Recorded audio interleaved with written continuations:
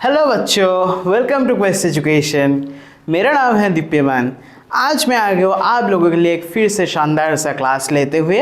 आज हम लोग डिस्कस करेंगे रेजोनेंस के बारे में। ओके बच्चों, आज हम लोग डिस्कस करेंगे रेजोनेंस के बारे में। फाइन। तो एक डिस्क्लेमर देना चाहूँगा, आप खिड़की दरवाज़ा सब बंद कर लीजिएगा।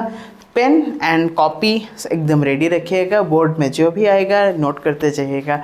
जो भी एक्स्ट्रा पॉइंट्स मैं कहूँगा नोट करते जाइएगा बच्चों। कन्फ्यूजन होगा कमेंट सेक्शन में लिखिएगा, मैं जितना हो सके कोशिश करूँगा आपको समझाने के लिए। ऑलराइट बच्चों, तो बिना देरी के क्लास को शुरू करते हैं। आज हम लोग पढ़ने जा रहे हैं रेजोनेंस। ओके, रेजोनेंस आज हम लोग पढ़ेंगे क्या बच्चों? आज हम लोग पढ़ेंगे रेजोनेंस। ठीक है,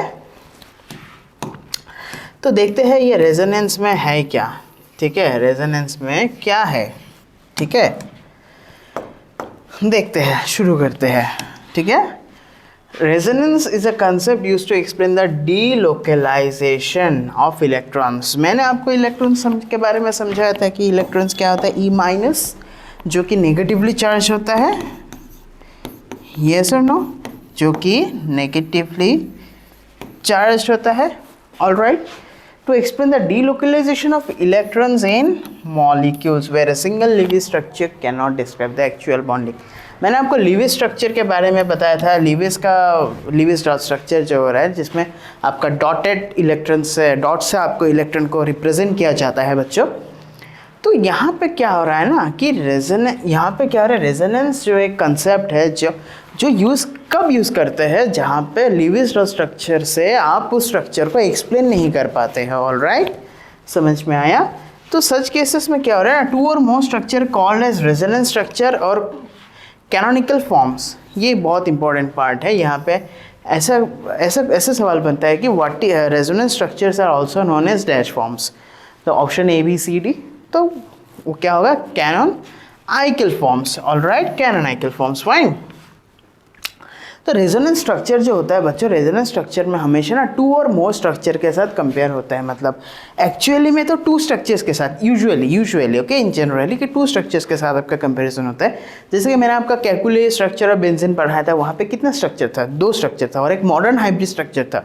तो जो दो रेजोनेंस स्ट्रक्चर था उसमें क्या हो रहा है ना बच्चों, रिंग था, बेंजीन रिंग था, एक में डबल बॉन्ड एक में सिंगल बॉन्ड, मतलब ऑल्टरनेट बॉन्ड्स था। ठीक है बच्चों, तो वो क्या था, वो टू स्ट्रक्चर के साथ कंपेयर हुआ था। ऑलराइट, देखते हैं। Are drawn and the actual molecule is a hybrid of all this forms. जो एक्चुअल मॉलिक्यूल हो रहा है, it is a hybrid of all this forms. Alright, आइए, तो जैसे कि मैंने कहा था कि it forms the hybrid of all this forms, तो वो हाइब्रिड को हम लोग क्या कहते हैं? वो हाइब्रिड को हम लोग रेजोनेंस हाइब्रिड के नाम से कहते हैं। यूजुअली हम लोग RH कहते हैं, मतलब एज अ शॉर्ट फॉर्म। ठीक है ना, जैसे आप अपने दोस्तों को कुछ शॉर्ट नाम दे देते हैं ना, कि ऐसा कुछ, समझ में आया? तो हम लोग भी वो रेजोनेंस हाइब्रिड को RH के नाम से जानते हैं। ठीक है, और कोई रिहाई भी कहते हैं, मतलब as a pet name kind of thing. Okay, the actual structure of the molecule is not any one canonical form but a resonance hybrid. समझ में आया? जो एक्चुअल स्ट्रक्चर है ना, वो एक नहीं, वो रेजोनेंस हाइब्रिड है। An average of all the possible structures. समझ में आया? जितना भी पॉसिबल स्ट्रक्चर है उसका एक एवरेज जो होगा ना, that is actually the resonance hybrid.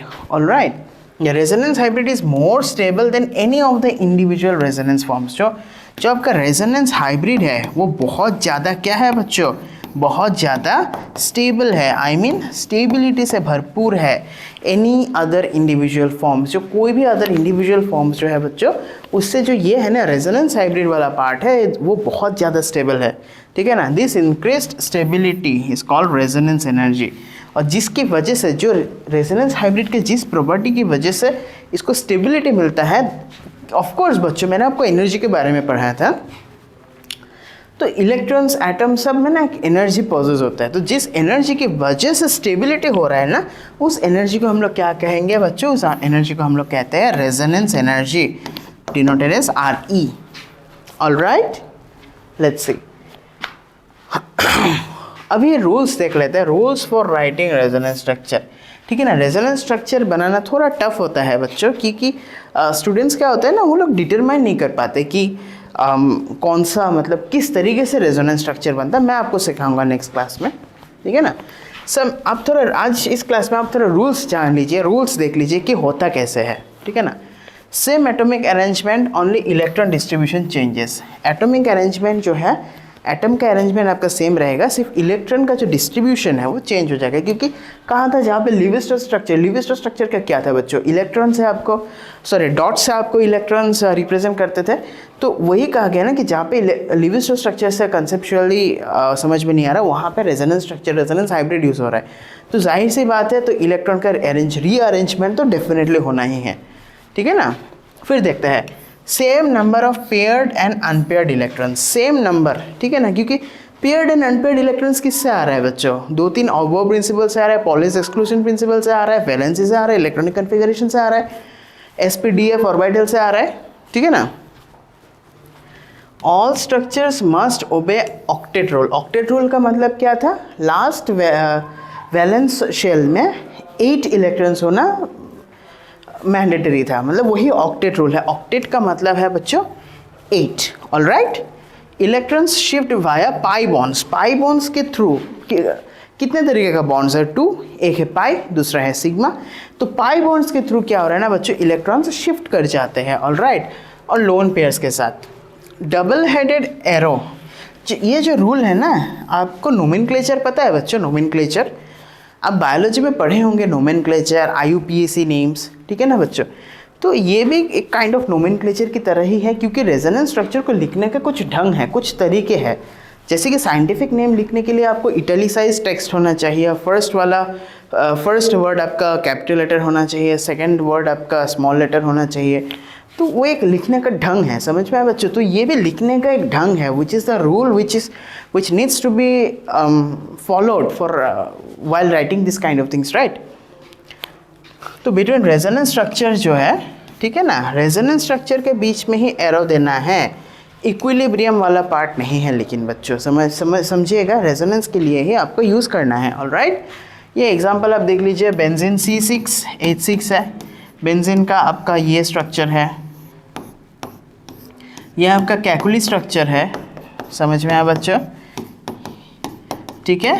यहाँ पे आपका कार्बन है, एक्चुअली में ये पूरा आपका कार्बन है, ऑलराइट, ठीक है। और यहाँ पे alternating double and single bonds है, समझ में आया।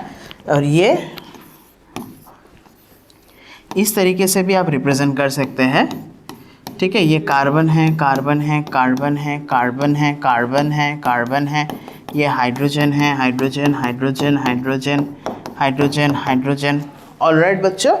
तो यहाँ पे डबल बॉन्ड आपका कहाँ पे था बच्चों, यहाँ पे डबल बॉन्ड आपका था यहाँ पे और यहाँ पे, सॉरी यहाँ पे तो होगा नहीं, एक्चुअली होगा यहाँ पे, समझ में आया बच्चों। क्योंकि alternative double and single bonds है, तो इस स्ट्रक्चर में ये आपका फर्स्ट फॉर्म हो गया, ये आपका सेकेंड फॉर्म हो गया। यहाँ पे अगर यहाँ पे डबल बॉन्ड है बच्चों, तो इस स्ट्रक्चर में यहाँ पे डबल बॉन्ड होगा, फिर यहाँ पे होगा, फिर यहाँ पे होगा। क्योंकि ये दोनों मिला के आप क्या कहेंगे बच्चों, ये दोनों मिला के आप कह देंगे रेजोनेंस हाइब्रिड। ये दोनों मिला के आप क्या कहेंगे बच्चों, ये दोनों मिला के आप कहेंगे रेजोनेंस हाइब्रिड। समझ में आया? I hope it's very clear to you. I hope my effort will bring flying colours for you, right. Resonance energy देख लेते हैं। It is a difference in energy between the actual जो है hybrid molecule है and the most stable canonical form. समझ में आया? तो रेजोनेंस एनर्जी के बारे में आपको क्या समझ में आया? डिफरेंस। और डिफरेंस का मतलब ही है बच्चों क्या? सबट्रैक्शन। ठीक है, सबट्रैक्शन मतलब बड़ा से माइनस छोटा से और छोटा से माइनस बड़ा से, वटेवर। तो ई रेजोनेंस को ऐसे लिखते हैं ई एक्चुअल माइनस ई मोस्ट स्टेबल। तो ई का मतलब है बच्चों, ई का मतलब है energy. I hope it's clear बच्चों, आपको समझ में आया होगा। ऑलराइट, तो इसी के साथ बच्चों इस क्लास को ख़त्म करते हैं। अच्छे से पढ़ते रहिएगा, मिलते हैं नेक्स्ट क्लास में। Thank you.